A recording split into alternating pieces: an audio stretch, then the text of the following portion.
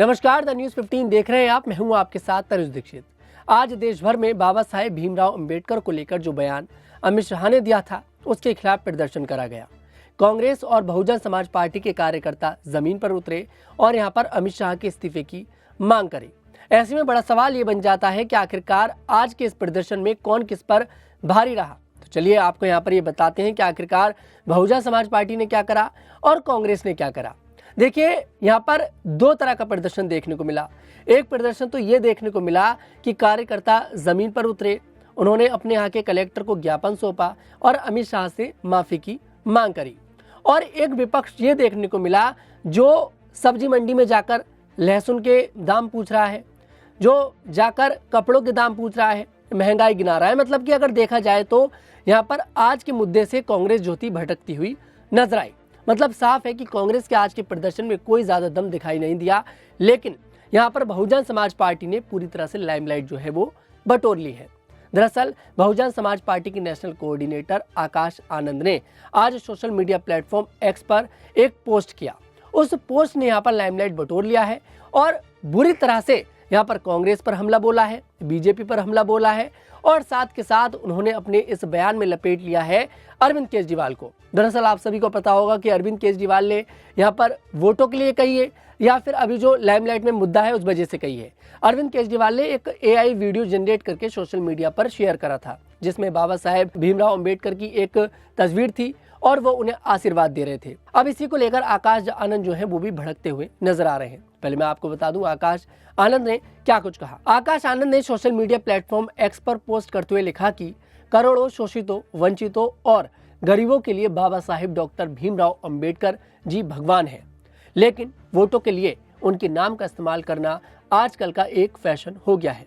पहले देश के गृह मंत्री श्री अमित शाह जी ने संसद में उनका अपमान किया और फिर राहुल गांधी जी व प्रियंका गांधी जी ने हमारी नीली क्रांति को फैशन शो बनाया और उसके बाद अरविंद केजरीवाल ने बाबा साहेब की छवि के साथ छेड़छाड़ की।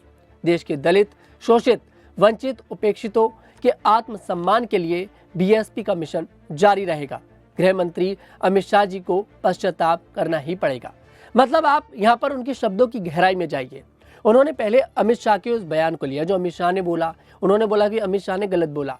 उसके बाद उन्होंने यहाँ पर अपने इस पोस्ट में कांग्रेस पर हमला कर दिया। उन्होंने कहा है कि जिस तरह से राहुल गांधी और प्रियंका गांधी नीले कपड़े पहनकर संसद में पहुंच रहे हैं, उनके जो छोटे कार्यकर्ता हैं वो संसद में पहुंच रहे हैं और देखने को भी यही मिला हमें। यहाँ पर उन्होंने साफ बोल दिया कि ये एक फैशन बन चुका है सिर्फ वोटों के लिए। और वहीं उन्होंने अरविंद केजरीवाल पर भी निशाना साध दिया। अरविंद केजरीवाल का जो वीडियो सामने आया था उस पर उन्होंने साफ बोला है कि ये गलत है यहाँ पर, और ये सच्चाई भी है। अगर देखिए आज की सच्चाई से हम रूबरू आपको कराएं तो ये सच्चाई भी है। बाबा साहेब भीमराव अंबेडकर के नाम पर आज के समय में बहुत ज्यादा जमकर पॉलिटिक्स हमारे देश में हो रही है। चाहे आप संसद की बात करें या फिर आप चाहे सड़क की बात करें। कांग्रेस का छोटे से छोटा कार्यकर्ता नीले कपड़े पहनकर सड़क पर उतर रहा था और आज भी यही देखने को मिला। कांग्रेस के जो छोटे कार्यकर्ता थे उन्होंने नीले कपड़े पहने, सड़क पर उतरे, प्रदर्शन करा। लेकिन सबसे चौंकाने वाली बात यह है कि कांग्रेस के जो बड़े नेता थे वो सब्जी मंडी में जाकर लहसुन के दाम पूछ रहे थे, कपड़ों के दाम पूछ रहे थे। हम बात कर रहे हैं राहुल गांधी की। दरअसल राहुल गांधी आज दिल्ली की एक सब्जी मंडी में पहुंच जाते हैं जहां पर वो लहसुन का दाम पूछते हैं। अब देखिए, उन्होंने महंगाई का मुद्दा उठाया, ये बात तो सही है, अच्छी बात है, आप महंगाई की बात कर रहे हैं। लेकिन सबसे बड़ी बात यह है कि आपकी पार्टी जहां पर एक बड़े प्रदर्शन का ऐलान कर देती है लेकिन आप उस प्रदर्शन में नजर नहीं आते हैं, तो फिर ये कैसा प्रदर्शन हुआ। लेकिन आज बहुजन समाज पार्टी एक बार फिर से एक्टिव नजर आई और बहुजन समाज पार्टी ने सड़क पर उतरकर काम करा। आकाश आनंद ने अपने ट्वीट में जो बात कही है वो देखिए बिल्कुल वाजिब है और बिल्कुल करेक्ट बात यहाँ पर करते नजर आए हैं कि बाबा साहेब को लेकर जिस तरह की पॉलिटिक्स हो रही है वो गलत है। इस तरह की पॉलिटिक्स नहीं होनी चाहिए।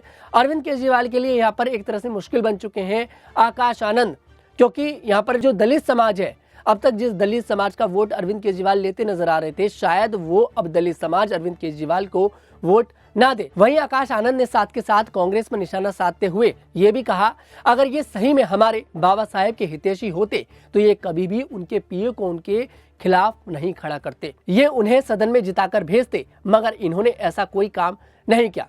मतलब यहाँ पर आप समझ सकते हैं कि आकाश आनंद ने किस तरह से यहाँ पर कांग्रेस को लपेट लिया है, कांग्रेस के इतिहास को खड़ा कर दिया है। जो बात यहाँ पर बीजेपी कर रही थी वही बात अब आकाश आनंद ने कर दी। बीजेपी भी कांग्रेस पर यही आरोप लगा रही थी कि कांग्रेस ने हमेशा बाबा साहेब का अपमान करा है और अब बीएसपी भी यही आरोप लगा रही है कि कांग्रेस ने बाबा साहेब का अपमान करा है।